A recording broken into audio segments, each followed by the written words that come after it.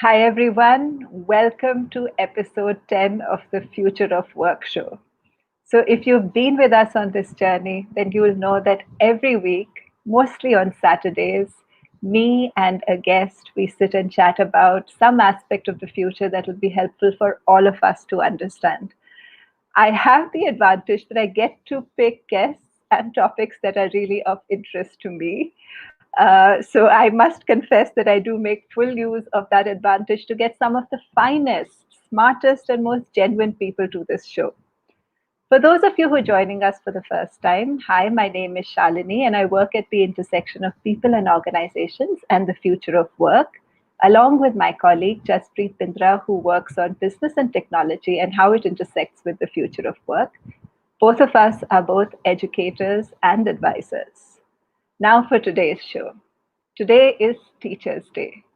And therefore, we have with us someone who is a very respected professor who also works in an area that is very, very close to the kind of work that we do. What will be the future of leadership is the topic of our conversation, and I'm just going to bring him on.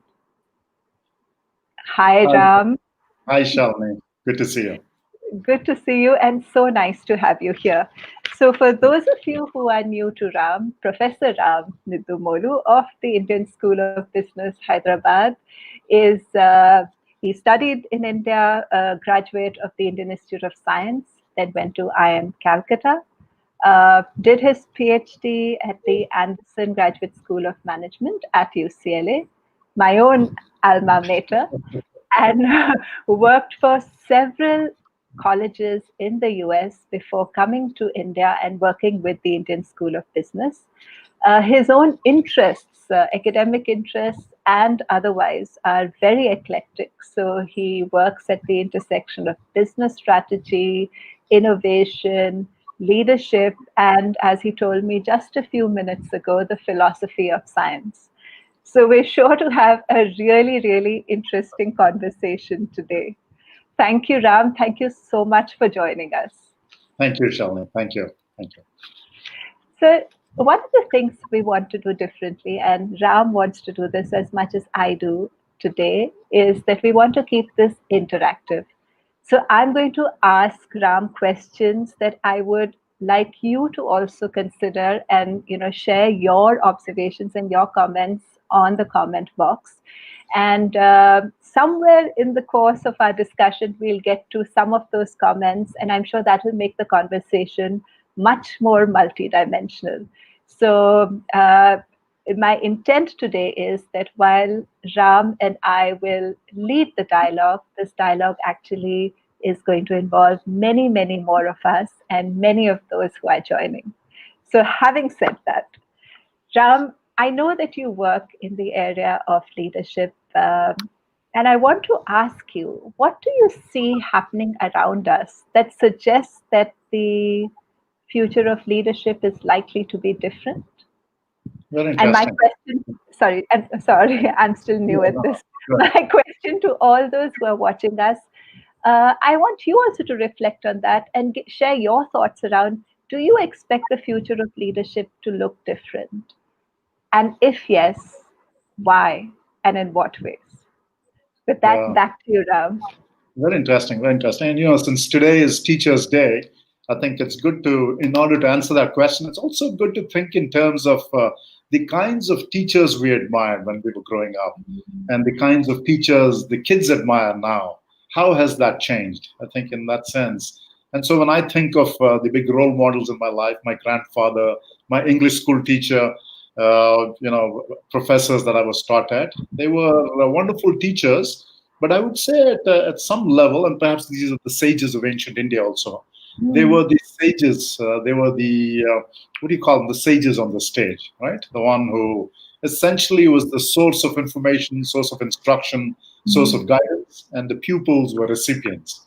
And I think that model has changed now, right? So we often call it, as you know, the guide by the side instead of the sage on the stage.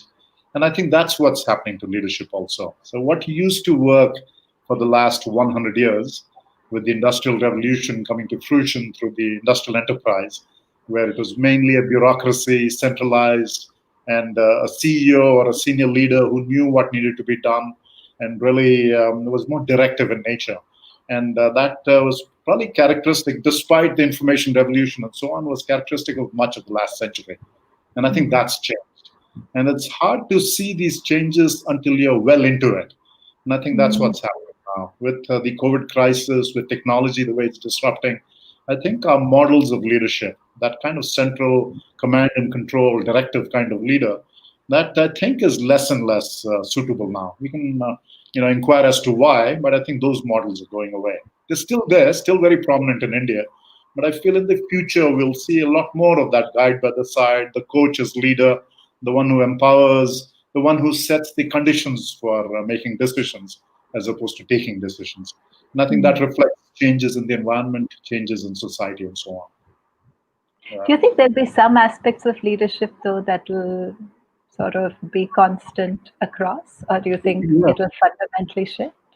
Yes, yes, no, absolutely, absolutely, and I think that that's why I'm very interested in the philosophy of leadership and so on. So, for example, values, the importance of integrity, the importance of values, the importance of the love for learning, those are eternals, and they've always been there. They were there in the Upanishads. They were there in ancient Greece, for example. They were there all through the Middle Ages. They were there in the Industrial Revolution. Those things will remain. Those core virtues, as they were called, love for Mhm. learning, love for inquiry, love for certainly value-centered approach to this. Yeah. Those will remain. And I think as technology increasingly automates not just what we do, but how we think, AI in particular, I think that will be the last frontier when it comes to values and meaning and so on. Those intrinsic virtues, I think, would be the last one to be automated or made artificially intelligent. So yes, those will remain very important, I think. That's so Uh, interesting you should say that, Ram, because I've always felt that there is this inner core, of leadership, which is timeless.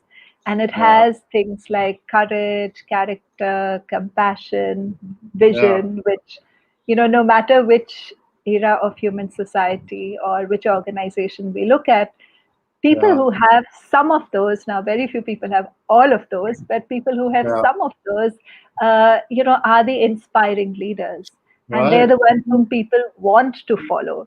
And who in your uh, past, Charlie, was like that? Can you think of someone in your past? Sorry, who in Who in my your past was that kind of a leader for you?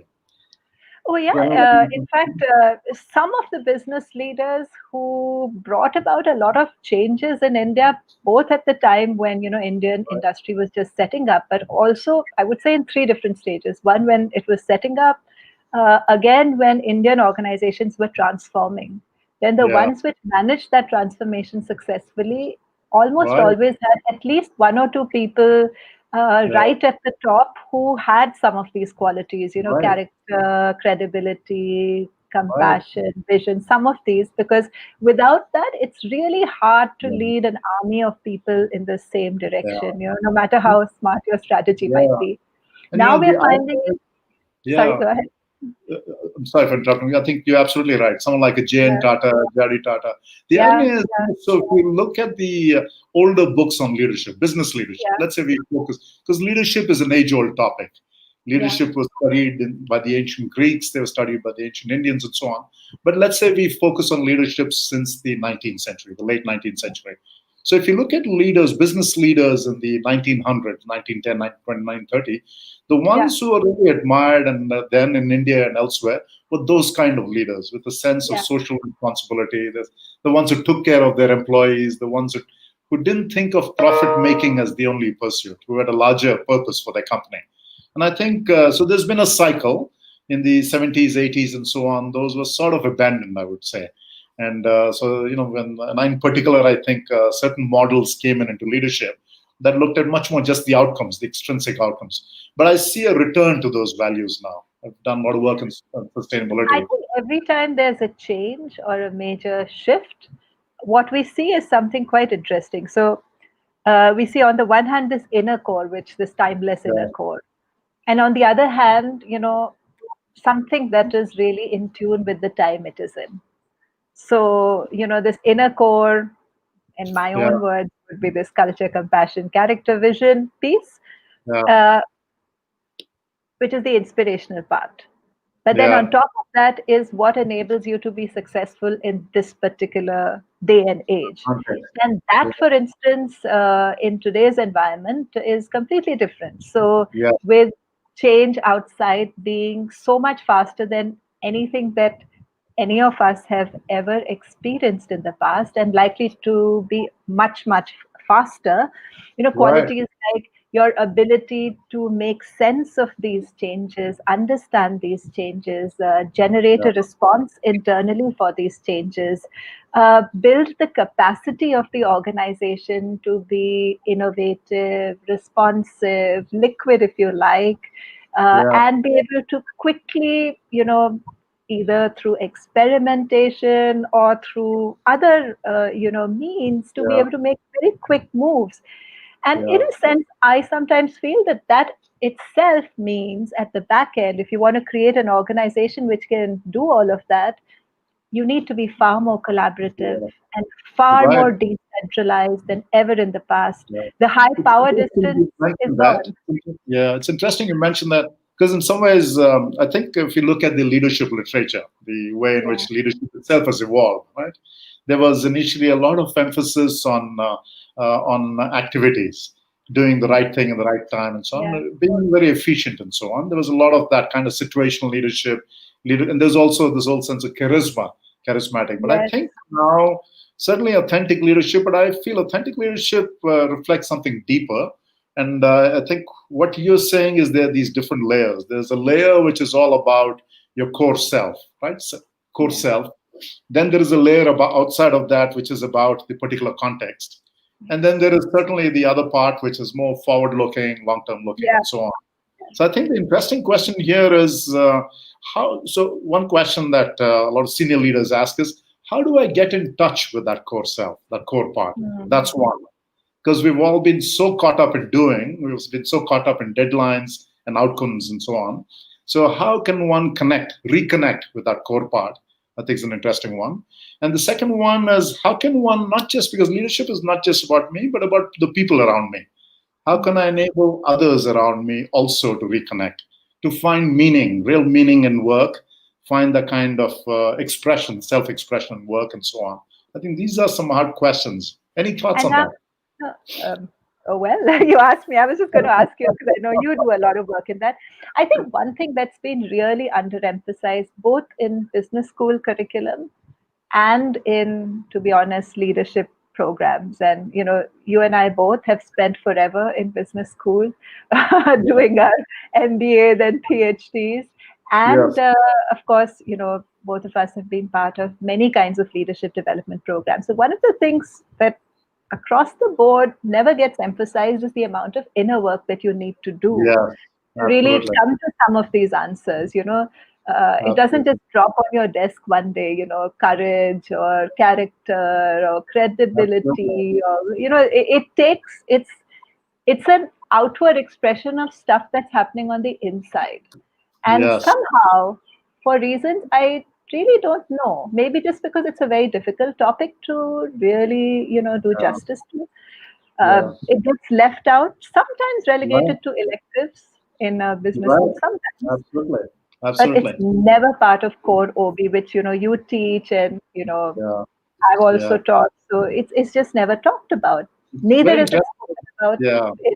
in corporate training programs, Right. where a lot of it is about, how do you tweak your leadership style so that people around you can be more effective, which is Yeah. certainly important. But that's very much at the surface. It's not So at it's very all what. interesting you mention it. So I think there's a way to. I've felt the same thing. So at ISB, and what I realized is I learned a lot of this, and not through by teaching of leadership or by studying leadership, but actually by the practice of. So I left academia in 1999 and was an entrepreneur and ran companies for about 20 years. That's when I really learned it. And Mm. I think that's what is the irony. You learn it through experience. And what I've learned is I call it beingful leadership, leadership that enables you to be in touch with and express your core being. And I feel there are some key capabilities we should try and develop, and we should enable our team to develop. And one is self awareness. I think the beginning of this kind of beingful leadership or self leadership is self awareness. knowing our values, knowing what we stand for, knowing what we're strong at, not what, knowing what we're not good at, knowing what triggers our anger, our emotions, and so on. So I think self-awareness is a foundation. Then I think empathy. I think empathy is important. Humility, empathy and humility go together. This realization that I may be the CEO, I may be a C level, but I need to listen to others. I need to understand others. I need to see it from their viewpoint. Satya Nadella, I think, exemplifies that, especially customers. I think self control is another very important one. We often underemphasize self discipline. So it's hard to be in that position, hard to make all these difficult decisions. And finally, integrity. I think that's when doing what we say we will do, not just doing the right thing. So there are some core capabilities or virtues which we should consciously develop. And I think you're right that they don't get emphasized. Leadership is seen as leading others as opposed to leading oneself, beginning with one's own leadership. And I think that that's an eternal truth, I think. It will be Yeah. there 100 years from now. It was there 2,500 years ago. It's mentioned in the Upanishads repeatedly. It's mentioned in the Greek classics repeatedly. It'll never go away, I think. Yeah. Yeah, yeah. I'm just going to read some of the comments from many people who are writing it. Uh, so Gotham speaks about future of leadership will definitely be different. We will completely move away from command and control to more distributed decision making. Speed of execution, agility of an organization will be key. Therefore, non-hierarchical organizations will evolve and decision making will be distributed. Gotham, we completely agree with you. In fact, to be honest, when we just look at the research and say, okay, what is it that enables an organization to be adaptive, innovative, and agile? Exactly what you're saying comes up as being proven time and time again as being a predictor of some of what businesses will need to survive. Niharika says leadership should not be profit based, it should be based on societal value, welfare. I think that's the kind of theme that you spoke to, Ram, that, in a certain The era, that higher was the kind purpose. of leadership Yeah. that was. Srinivas speaks about decision making in a boardroom is the biggest mistake by leaders. Interesting. Yeah. Gotham says a leader can touch the core part in itself when he starts looking at people or organizations not as resources but as possibilities. Very nice. When you look at people as possibilities, by the way, that's a really good slogan, people as Yes, possibilities. yeah. You Yeah. discover new dimensions for self and for people. GK says our management education lacks in the core cont of leadership traits. Most of the traits are not trainable but mental. GK, you're absolutely right. In fact, I don't know if you read Warren Bennis much, but one of the things he says in every leadership book is that no leaderships have ever been created by a leadership training program, which is not good news for Yeah. people like me. But it is something he speaks to. That is true. These are qualities, or there's an inner work which everyone has to Yeah. do by themselves. But maybe what helps is reminding them that that inner work exists. Yeah, but And if I can one, comment on that's an interesting point. If I can now, so yeah, yeah, I please. think a very key point made. I think this is also called. This used to be called about 10 years ago the crucibles of leadership. You know that Yeah, expression. yeah, yeah, yeah, That leadership is really forged in adversity, and yeah, leadership is forged much more in difficult experiences than in things that went well. Because you don't learn so much from what went well; you learn a lot from what went wrong. Right? I think there's a lot of truth to that. I think to the point where not to invite adverse experiences, but see them as opportunities. And especially now, what's going on? These are opportunities for leadership. The kind of turmoil we're seeing is really where it's a crucible for leadership. And I think that's an important one to be aware of. Of course, the question is how. And also, I think, Shalini, we should be careful not to be too rosy-eyed about all these traits, right? Many situations will still call for very difficult, tough, centralized leadership, especially when time is of urgency. So we need to be careful not to see this as that there's a toughness behind this also, yeah, right? That's an important point. Otherwise, it will all be seen as kumbaya kind of leadership. yeah, yeah, That's something yeah. to be careful about. It's not kumbaya leadership we're talking about, right?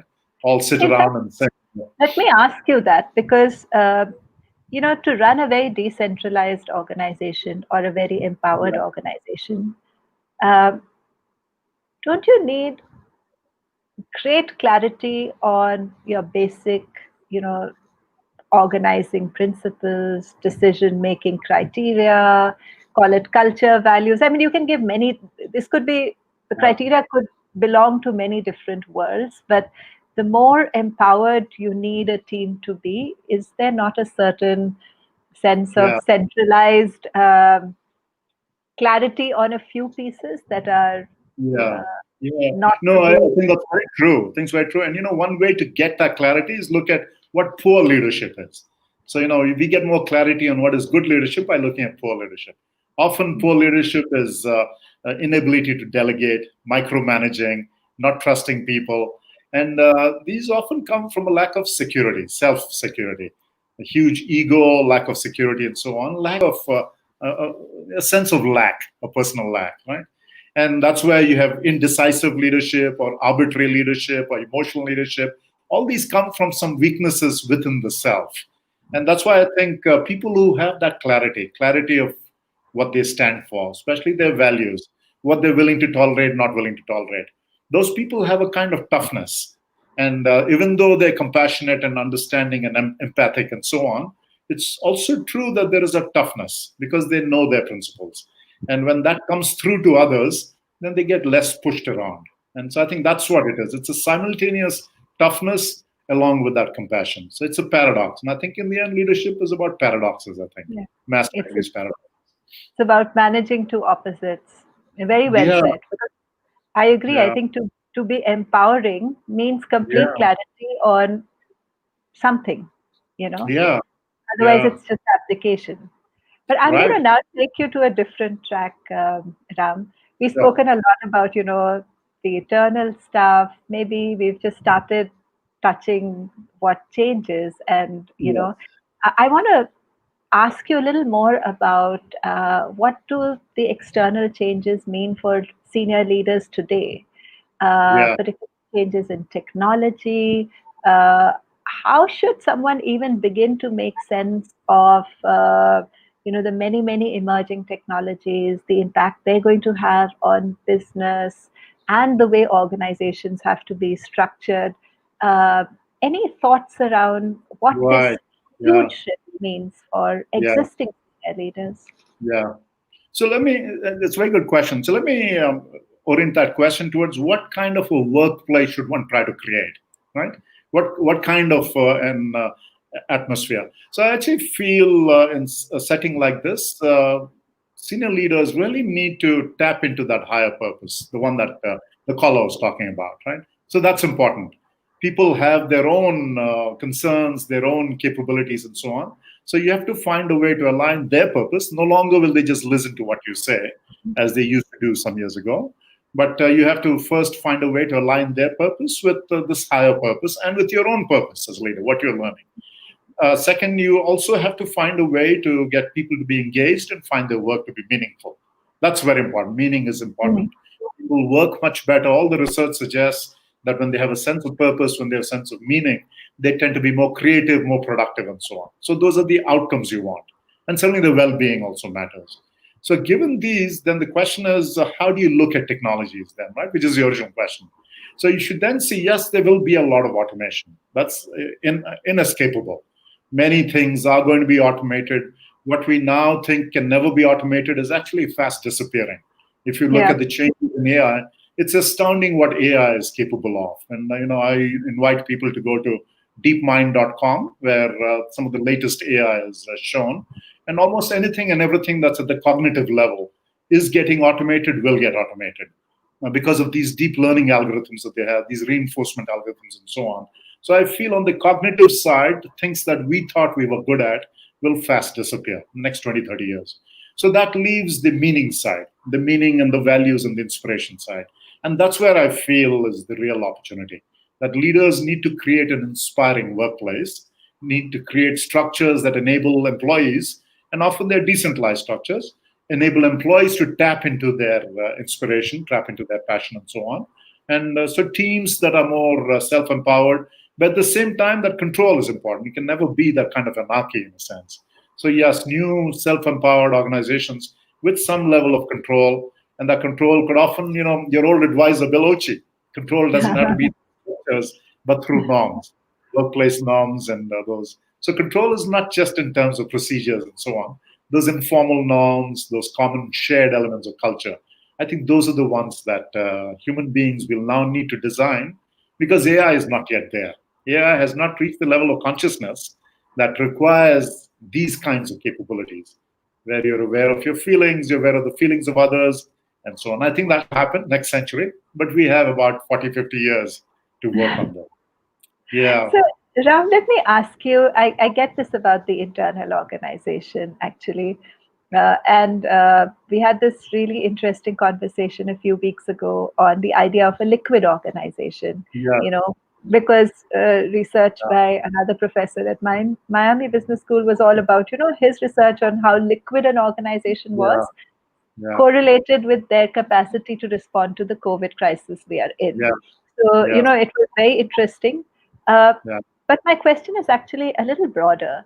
Yeah. Uh, you see, for a leader from here on, would it not be critical to be able to understand the business impact, not the internal impact, but the impact that a series of emerging technologies and a Yes. series Yeah. of therefore new business models can have on their business? How does Yes. one even begin to develop that capacity?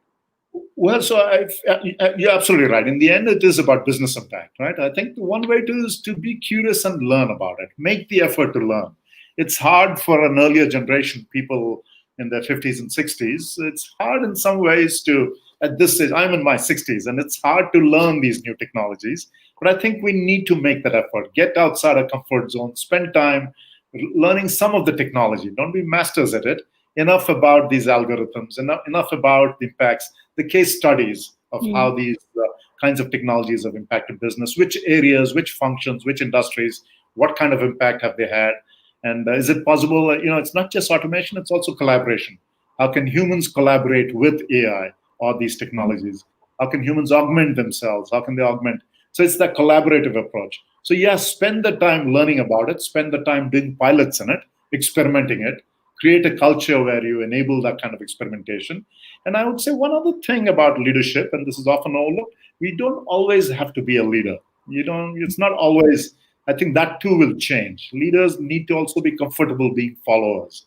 So in a setting like this, a new technology, maybe the leader is this young guy who's just come out of college or maybe 5 years, knows all about this, and you be that person's apprentice in a way. Find ways to be learning from someone else. I think that's also true. We'll need to shift in our approach to you don't always have to be a leader. So it's that kind of the desire to learn, the learning Isn't mindset. it isn't it a big shift though, Ram? Because many people who are leaders today were not digital natives. They have, been successful for, a certain set of capabilities that were Yeah, different because, yeah, that's what was needed in the past. But to yeah, suddenly think technology first, or at yeah, least right at the start, and therefore yeah, what are the business implications of yeah, technology, and of course, what are the internal implications of yeah, technology? yeah, Isn't that hard? And if you have seen leaders make a good transition through that, yeah. do you have any sense of what goes into that transition? Yeah, so I think it's hard from a more a mindset viewpoint, not so much in the technical skills viewpoint, because you're not asked to become a technical expert, but it's your own sense of how complete your knowledge is and your willingness to learn from someone clearly much junior to you in the organization, someone who's not a. So it's that kind of adjustment of our ego at some level, right? And I actually feel a good example of this. I recommend the Microsoft case study. Satya Nadella is one. I actually Mm, feel that's a great example. It's an excellent case study on how to make this kind of shift in mindsets, where you go from what he calls a know-it-all mindset, which is the problem. The higher you go, the more you adopt this know-it-all mindset to a learn-it-all mindset. And mm, it also mm, goes into your day-to-day interactions with people. Let's say someone comes up to you with a good idea, right? And you have a lot of experience in that domain. Your tendency is to shoot down that idea, to sort of confirm. It's called a confirmatory response, but changing the way you respond to ideas and building on it and enabling you to learning from that idea as opposed to shooting holes in it. So it's those small changes in mindset, I think, is the hardest part. And that requires going back to the self. going back to being more humble in some ways. That you too are a novice in many things. The world is changing. You can learn. This is almost the first generation in history where our generation can learn more from the next generation than at any time before, right? Typically in the past, the trade and so on, the parents would pass on the trade to the children, but now this is a singularity in that sense, a reversal. So I think yes, be more humble in that. I would say Ram, that's the point. I find it very interesting that, as your own areas of interest, on the one hand, there's a lot about, innovation, strategy, business, all about what needs to happen in the outside world, within the organization, how the organization should act in the outside world, right? And at the same time, you have a deep interest in Indian philosophy in particular and the Yeah. lessons for leadership. Your book is also, focused on that. So, would you like to share how these two coexist in your own head? Yes, the contradictions we're talking about. They coexist very well, actually. So, what it does is, if you have a deep interest in philosophy, then you're not afraid of change. You realize that far bigger changes have happened before.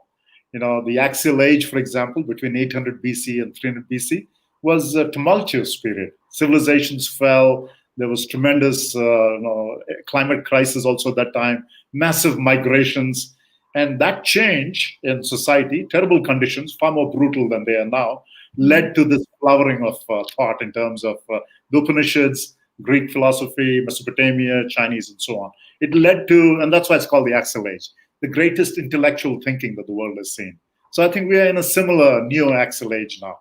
So I think philosophy, interest in ancient matters, tells you that we've been there before. We will manage this. We will nothing to be afraid of. So I see the same with AI. I don't see artificial intelligence as anything to be scared about. So it reduces your fear of these things, and that's how A they lot, coexist. a lot of senior leaders actually have an interest in Indian philosophy, I find, at least in India. Uh, it's also generational, perhaps, but many, many have an interest in Indian philosophy. So, do you think that a reading of Indian philosophy can somewhere help leaders live through this change well? Oh, absolutely. I almost would say that is probably the best source of this. That beyond the management books we read and the change management literature that you and I read and contribute to, I think the philosophy that we find, not just ancient India, but ancient times, I think is a great source because it stood the test of time. What is the best evidence of a powerful idea? It stands 3,000 years of inquiry, right? The notion of being is 3,000 Right. years old. Anything that you and I create now will be there for 10 years and then disappear, right? But Right. something that Darwinian, I guess, the resolution of the Darwinian selection process shows that these ideas are eternal in that sense. So, yes, I think there's a lot to be, and at least the first thing to be learned is equanimity, peace of mind, the sense of calmness, not to fear, not to be anxious about this. That's, I think, the first thing to learn. And then comes all the others, the development of a higher purpose, the development of a vision, all those come. But the first, it's of direct benefit to you. It's benefited me. When I did my startup in Silicon Valley, it was just terrible. But this gave me a lot of calm and confidence and peace of mind. Yes. Right, right. I'm just going to read through some of the comments. Um, Manjunathan says, show do, do leaders show ego to have control on people? I guess that's a comment. Is Okay. spirituality compatible with leadership? I think that's what you're speaking to.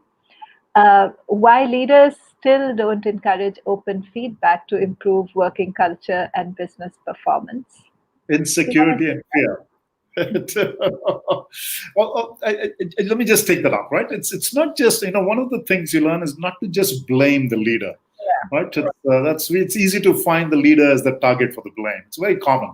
It's a way for us to escape our own responsibility. But often these are systemic. If you have a CEO who encourages this and the culture is not set up that way, then negative feedback and others begin to say this is a terrible CEO. The board replaces. So there are all those other things. So one has to have that. That's what I mean by that kind of awareness. In That fact, we are all. remarkable. Very Go ahead. glad that you brought that up because, it's not that this is a journey which happens when you're a leader. It happens in your life. It is part of your life journey. The extent Yeah, to which you do the inner work, it'll express itself on the outside at all levels of organization. It's not that yeah, you have to, cross a certain threshold and only then it becomes important. That's not at all the yeah. case, in fact. Right, you're But correct. are Yeah. there any specific challenges that you've seen for people who are particularly fairly senior, given the fact that, particularly in high power distance countries like ours, uh, Yeah. people would hesitate, or high power distance organizations anywhere in the world, why just here? Yeah. Would people Yeah. be extra like careful not to offend, and therefore, how does that Yeah, play out? it's not so much offend, but it's being seen as weak, I think. That's one. Because, empowerment also requires people who are willing to be empowered. That is also there, right? It takes two to tango in that sense. And if the culture is one of tell me what to do, tell me what to do, and the model of leadership that everyone has is the great leader who tells you what to do, then if you come with a different mindset and different model, it's tough on the followers, it's tough on the culture, it's tough on customers, on the board, and so on. So you fight many battles, and many leaders, even if they're willing, then find it difficult to address these issues Yeah, that go beyond them, beyond the willingness. So you yeah, have to then, so you have to thread this needle with over time, not right away, not sort of open the kimono right away, but over time. So you have to coach people in that sense. When we think of leadership, perhaps the number one trait in leadership, capable in leadership, is coaching your people. mm, Google's done all that research you're aware of that. yeah, So among its program project leaders, and so the number one leadership capability was coaching others. So it requires a lot of coaching in terms of how to respond to empowering leadership and so on. So yeah, so that's the first step. Do it slowly. Do a lot of coaching. Certainly communicate, and be very persistent. And be willing to, you're standing for something that goes beyond this particular company. So it has to become your life principle, and that's where courage comes in. Is this something you're willing to give your career for? And that's a hard question. Yeah. it's a really tough question because I think, Ram, when people decide whether they should act this way or that way in an organizational setting, uh, Yeah. I mean, I don't know anyone who's, or say, I would say very, very few people who wouldn't be constantly making that evaluation of, will this be helpful for me, my standing in the organization? Would this not be helpful for me? So, courage, there are workplaces where it's easier than Yeah. other places. And Yeah. I wonder if you have any thoughts around, how does one build good leaders in organizations where there are few good leaders to start off with? Yeah. Yeah. So what I feel is, so clearly leadership programs, as you and I know, they're nice, but not an end in itself, right? They just spark that right thinking. They're a So spark. they just spark. But it's an important spark. It's just a seed, right? So you have to. So it depends on. So you have to see yourself as not a victim. That's number one. You have to see yourself, even if you're not the CEO, even if you're not the VP. Let's say you're a team leader. Then right off, you should tell yourself, sure, the rest of the organization is very different leadership style. But I'm going to just try in my own team setting, in that limited thing that I can control. Let me try this different Mm, approach to leadership, and a more empowering approach, a more collaborative approach, a more authentic approach, and so on. So that's step number one: not to be a victim, but to own your problem and not to blame my CEO and the others and so on. That's point number one. Point number two is do small steps. Small steps. Try things out. It can't change. Can't happen right away. So I have a process which I call the REAL process. REAL, and this is described in the book, and so it's worked quite well. First, recognize this need for change and recognize your purpose from this. That's very important. It has to align with what you want to make of your life. And that's the mm, recognition stage. In the recognition stage, the most important is just making the conceptual case for it. And you can do so in your small team. The second stage is give experiences of it. What will it look like if you did this?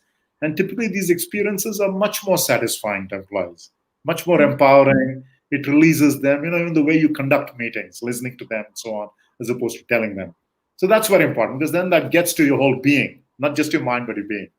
Then you begin to create those habits, which are called anchoring. Let them, daily you begin to do these. So it becomes more institutionalized. And then in the last stage, you sort of spread it to the rest of the organization. That's the leadership. So it's all small steps, thinking of the changes in the mindset, building that seed of recognition, giving them experiences. That's very important. Otherwise, they don't get it. On all what we're saying, many people will not get it. They may say, this is not going to work in my place, and so on. To show it does work. And often it does work. Pleasantly, it does work. So yeah, so you need this kind of a thought-through process, which you're very persistent at and not to abandon. So yeah, so Very we nice. actually do something like this in LV Prasada Institute, and it's been successful. Of course, Right. still a lot of challenges. Yeah, Right. but follow No, up. it would make sense because, I'm glad you spoke about take smaller steps, build courage, because courage, as we know, builds step by step. Uh, Yeah, Even the people we really admire, say a Gandhi or a Martin Luther King, it's not like they suddenly one day emerged fully formed. right, They went exactly. through years and years where, they were consistently bigger acts of courage. But you Yeah, know, yeah, yeah. courage is one of those things which can snowball if you let it. Uh, Yes, but it, this is again ancient wisdom. Same thing. This whole stage, you may listen to the fact that our self is not what it's meant to be, that we have a larger self. But even in Vedanta, for example, there's a long stage, nididhyasana, right, where it takes a lot of practice, a lot of internalizing, and that's the word sadhana. Tremendous internalizing and practicing, which can stretch decades, according to Vedanta, multiple lifetimes. Yeah, that persistence is needed and courage gets built. And this example of Gandhi being thrown off the train, while it's amplified, it's seen as the moment, but really it was just one of many moments in his yeah, life. I'm Yeah, sure. it was Yes, one yes. spark. There were many other sparks that built up the Gandhi that he was when he came back to India in 1919, right? And I think 1916. And I think Yeah, that's a really important part for us to remember as thinking of ourselves as leaders or anyone else, that it's a journey. And it's yeah, not that, suddenly someone's a leader or not a leader. It is a journey. And it is a journey where and you have to have some motivation for it, but, whatever's your motivation for inner work that will, eventually express, yeah. it gets consistently stronger and you develop that, but it doesn't happen overnight. In fact, it Right. does in most of these cases take a long time, Yeah. though of course there are exceptions. There are young people who are leaders. People like Greta Thunberg are showing us Right. how a teenager can Comes take the lead. Exactly. Yeah, so that's another Yeah. counterpoint. Let me just take a Yeah. look at some of the other questions. Uh, can academicians, Vijay Kumar is asking, with a lot of knowledge, be effective leaders in a real situation? Very interesting question. So, again, academics can spark, right? And many of us, Shalini and I, just to correct any confusion there, we also have a lot of work experience. Shalini, you worked a lot. I worked for many companies. So, we are not true academics in that sense. But even if one were to consider a pure academic, right? I think they perform a very valuable role because they can give you insights. And often these insights, the spark is very important. You can go through your life and never have that spark. But what you do with that spark, the candle that bursts into flames and so on, it comes from experience. But yes, the spark is critical though. So I would Right. say yes, it takes everyone. It takes a village to create a leader. Yeah, it was a tough, nice, interesting question. Yeah. Uh, Dinesh says, small question, why many times a leader encourages the status quo out of fear? Yeah. If the leader decides to defy progressiveness and enjoy the status quo, even if it means what did he bring, which is his own? Yeah. Interesting question. So my answer to that would be twofold. So externally, the status quo, that famous line about it's hard to convince a person to change when their salary depends on the status quo, right? What was there? So I think that's Yeah. one. If the incentive is towards all that you get extrinsically is based on preserving the status quo, then you will do that. But there's an equivalent internal also. And the equivalent internal is reinforcing your self image. If the status quo reinforces your sense and doesn't threaten you, then Hmm. you're incentivized to maintain it. It's sort of an internal salary you draw, right? So there's an external salary that you draw by preserving the status quo. There's an internal comfort and self-esteem as the salary that you draw by preserving the status quo. Then you would do it. It's human nature to do it. So you have to, yeah, On the change back those. of on the back So, of that question, Ram, just on the back of that question, I wonder what are your thoughts around the fact that technology is changing, and in the next 10 years we're likely to see apparently 100 years worth of change. Uh, yes. how do you think, as human beings or as leaders, do we have that much adaptive capacity to match the pace of technology? What's your sense? Yeah, so, and this is where again history and philosophy, I actually feel we do. As a species, we do. Tremendous. I mean, if you see the kinds of, after the Second World War, the devastation after the Second World War, after the 1918 flu pandemic. So we have coped with far, far more difficult as a species. I think the challenge comes in individual groups and pockets. Certain groups don't. And I think that's where the ability to constantly see life as lifelong learning, that change is the the Buddha's message, that change is the one constant, and to really recognize that and not to fear it. So, as an individual, we may not work, but as a species, absolutely. And keep in mind, our species is also co evolving. We are not now what we were 100 years ago, and we are certainly not now what we were 1,000 years ago. So, maybe 100 years from now, we would not be having this kind of audio conference. If you see the kind of improvements taking place in brain machine interface, where really the ability to have your thoughts control. We may not at all have this, so we would be a very different species, I think. And as AI gets more and more, these are cyborgs and so on, we would change ourselves. So we change by changing ourselves. And I think that's definitely going to happen. We are an extremely inventive species, and that's what's made us the masters and the predators that we are of all species. So, yes, my answer is yes.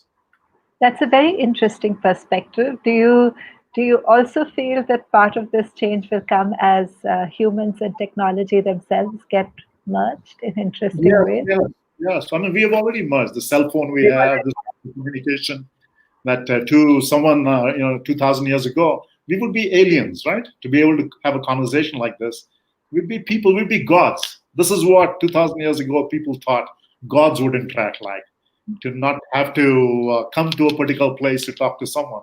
So to them, we would be like gods. And just in 100 years, the kinds of human beings we will become, they will be like gods to us now. The ability to communicate from a distance, not use these kinds of external means. Perhaps even the body itself may not be really needed. Mm. And so yes, in 100 years, we would be very different from what we are. And that would be normal for those species, Yeah, completely normal.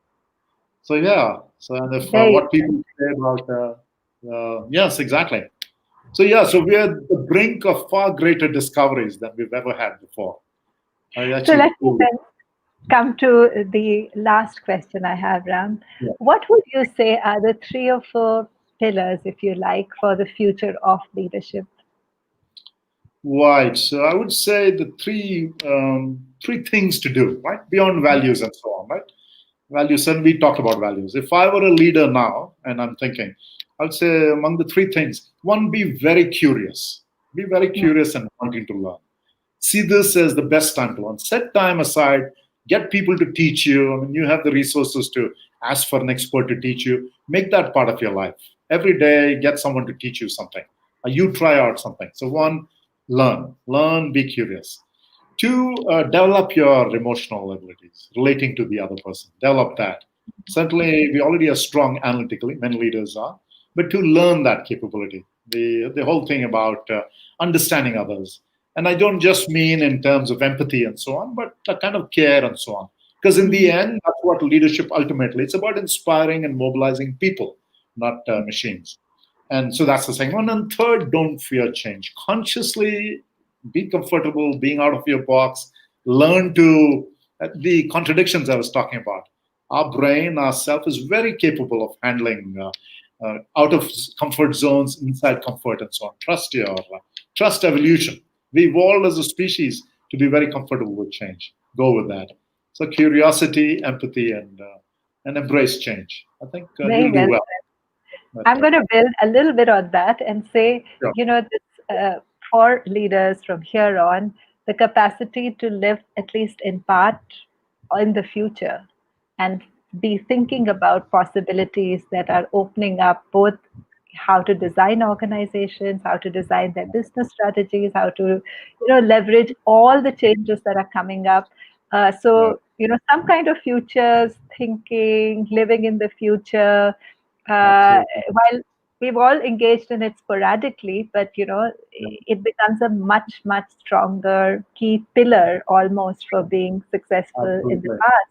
And all of Ab- that's aided by the kind of inner work that you're speaking about, because otherwise it might be, it might feel a little overwhelming. But if the internal anchor is strong, then yeah, you have the capacity to spend much, much greater time in the future. And of course, yeah, in order to spend more time on thinking about what the future might bring, it means that you need to build an organization where yeah, you are not involved in everything, at least. yeah, So there yeah. will be, some kind of recalibration of Right. what are the pieces which are only yours, and definitely the Yeah, values, purpose, yeah, even, certain core business criteria can be completely, they have to yeah, be the leaders, the yeah, direction has to be the leaders, but it will mean deciding to spend your time very, very differently yeah. on And self and on very the quickly, picture. yeah, and just quickly to add on that, all that suggests what you were saying, that this thing of the future being all these things that are going to happen. I think humility is an important one. I think all said and done, if I'm a CEO, I'm going to retire one day. I'll have a sudden loss of status, right? I'm going to Mm. become a retired ex-CEO. If I'm a senior, VP or so, I'll be an ex-VP. In the end, you will go back to a life that is not the life you have now. So retain that humility. That we are only a small dust particle in this whole in this in the leadership journey and business itself. So retain that humility, and given that humility, then recognize that there's still a lot we can do with humility. Humility, and by the way, as you know, these were the two key characteristics of the good to great leaders, right? Yeah. Fierce resolve, fierce determination, and humility. Who are the Mm. great leaders you admire? Gandhi, humility, humble but fierce resolve. So yeah, Mm. those are the kinds of as much as possible. It's very hard. It's extremely hard. It's the hardest thing in the world. Try and reduce our ego. It's just so hard. But yeah, try and be a little bit more humble day by day. I think that's. I would suggest that because that enables learning, that enables the kind of curiosity, that enables the Yeah. empathy. We are not hot shit after all, right? To put it bluntly. And that enables one more very practical piece, uh, Yeah. besides the hot shit part. You see, having a tight leadership team, or what some people like, Flamholz have called a leadership molecule, where it's you along with two or three people who function as one unit. That Yeah. requires a different set of different capacity to collaborate, because you recognize that there Yeah. are pieces which will be yours, but then there Right. will be pieces which will belong to somebody else, because they're also equally smart, but in a different way. Absolutely. And Absolutely. that Yeah. part And comes it together. reminds me of Warren Buffett's line always, which actually Bill Gates and on that they advise hire people smarter than you. All that means, don't let your ego get in the way. Hire Yeah, people, all those things that lead to better collaboration and so on. Again, these are easy to say. I recognize them, but hard to implement.